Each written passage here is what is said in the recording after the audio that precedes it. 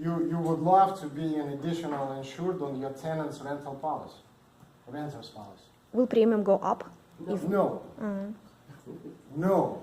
So Zero nothing cost, zero cost. nothing goes up because of the record, right? So additional insured mortgage usually enforcing us to have them like banks as an additional insured, because you guys got money, right, and your house is gone, and then what? So bank would like to be first in line to get this money collect money from insurance companies. So would you put your property management company on as additional Of insurance? course, yes. And then question. But I would put management company not as an additional insured, but as an additional interest. Do you know why? Why? Because if you have an additional insured, you cannot sue this person. But if you have an additional interest, you could. So you have my business card. Just call me and I answer all those questions. Sometimes it's a lot of gray. And we've been learning together with Alexandra. Sometimes she's teasing me. Sometimes she asks questions I'm not really capable. I don't know. I don't know everything, right? But I don't know how to find the answer. So you can ask me something that I don't know. The easy way to explain it, and this is what he explained to me a long time ago,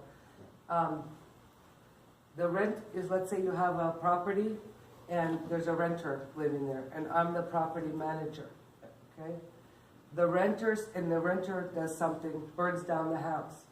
Their $500,000 insurance dwelling liability coverage is the first line of defense.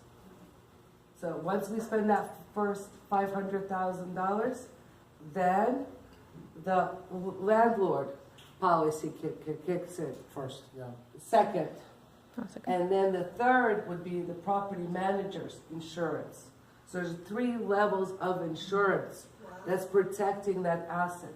And the highest renter policy that Oleg that I know he could do is $500,000 for the renter. Yeah. So the first $500,000 is coming from the renters, and they only cost about $170. $170 for your tenant. Less than $200 a year to have $500,000 of coverage. It's so powerful. Do not let any tenant in without $500,000 insurance policy. And you can enforce it. And the good thing is when you have an agent like Oleg, every time my tenant cancels the policy, I get notified. She knows. Yeah. I know about it sometimes before him. Automatically. Yeah, automatically. His company sends me a message, a card in the mail. I open it up. Oh, cancellation. What's happening? I go back to my tenant, and I'm protecting the asset. So And I'm protecting the landlord by having that insurance in place. This is the easiest way to understand that. Thank you, Alex. And Alexandra, I would answer. Alexandra had been talking, she mentioned right now what we call additional interest position, right? Additional interest. Don't be confused. Additional insured, additional interest. So, I know what is that.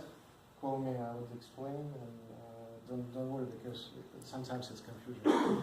I have a question. So some of my properties have Section 8 or low-income tenants who probably can't even afford or barely afford the rent.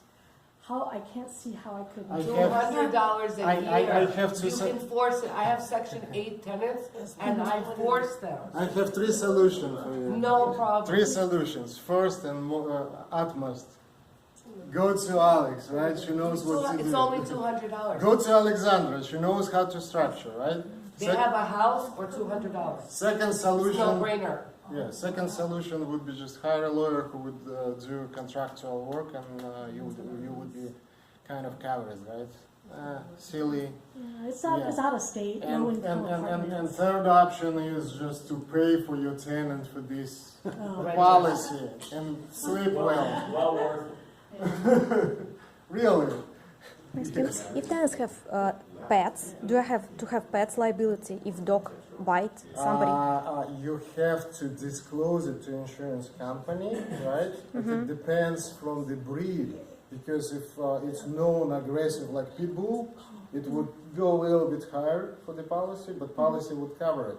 Don't forget disclose, dogs, because if you don't have a disclosure and something happened, then company just tells you, I'm sorry. Bye-bye. Bye-bye. Maybe I should ask my tenants to have pets liability insurance. Exactly. Of course. And pets liability insurance, this is small parts of The renter's renter's policy. insurance.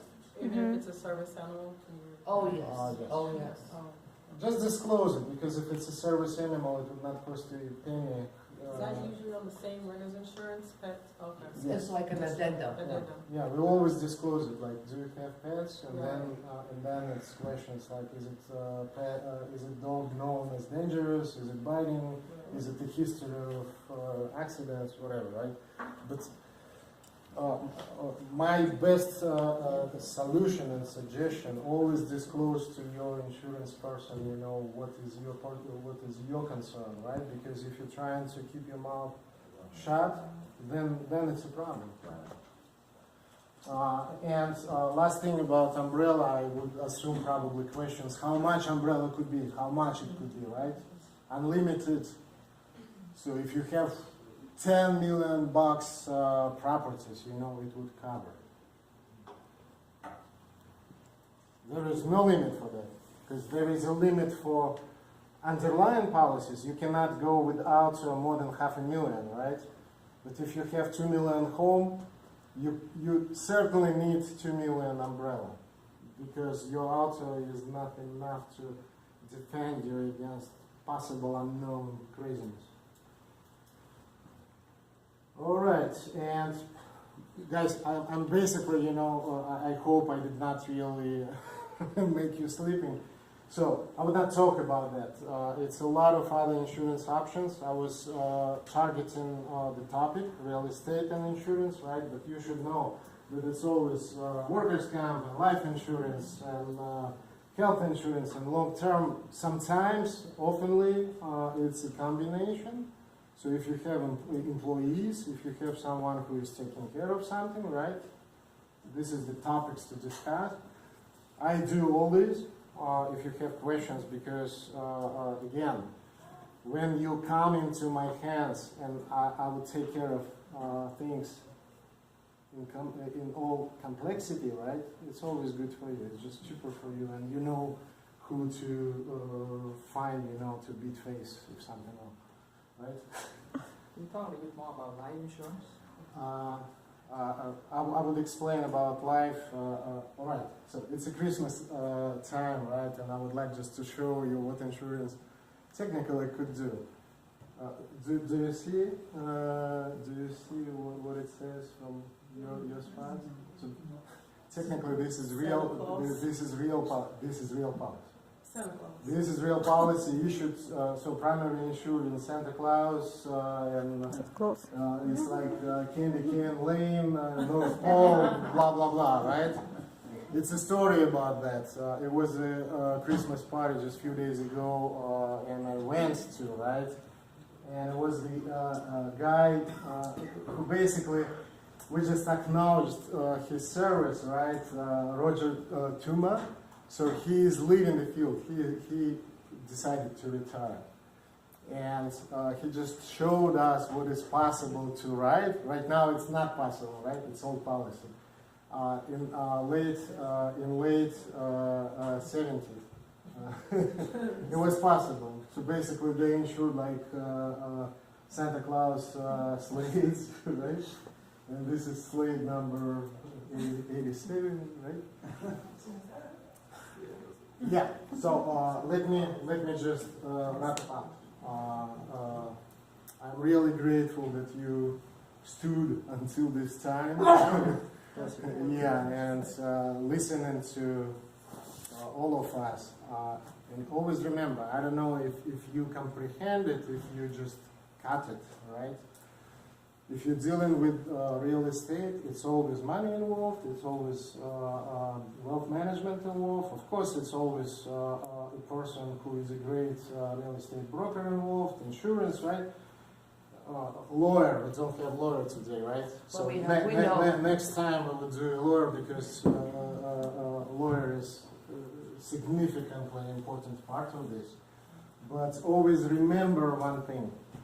This is a team work. So if you would like to get better off, right, use all those people together. And I've been enjoying my power team like Alexandra and Rourke and Grant to do this stuff. So you're always welcome to give us a call, and we would advise with the best knowledge with that. Thank you so much.